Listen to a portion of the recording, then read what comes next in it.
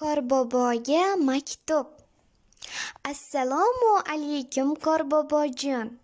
Avvalo sizni kirib kelayotgan yangi yil bayrami bilan chin qalbimdan tabriklayman. Biz sizni ancha vaqtdan buyon do'stlarimiz bilan birgalikda intiqlik bilan kutyapmiz. Nihoyat siz yangi yil bayrami shukuhini olib kelyapsiz.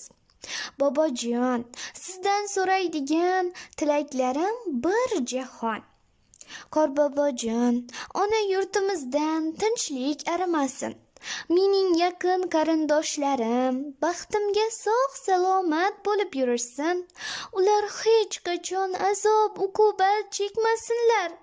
Barcha yaqin insonlarim, muhtaram ustozlarim, bobom va buvam, ota-onam baxtli yashasinlar. Ular baxtli yashasalar, men ham baxtliman. Qorbobojon, meni tilaklarim juda ko'p. Sizdan mening eng yaxshi ko'rgan buvimning ko'zlariga shifo berishingizni xohlayman.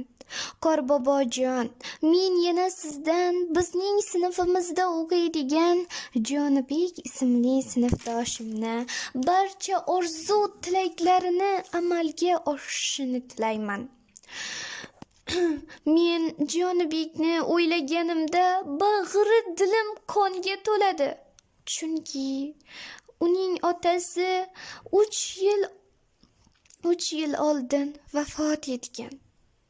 Barcha bolalar kabi u ham otasidan sovg'a olishni istaydi. Ammo eshik tak etsa otam keldimikin deya ko'zlaridan yosh tomadi. Eshik taqillaganda biz uning yaqin va qadrdon do'stlari birga kiramiz. Lekin u yig'laganin bildirmay bizga tabassum ila boqadi.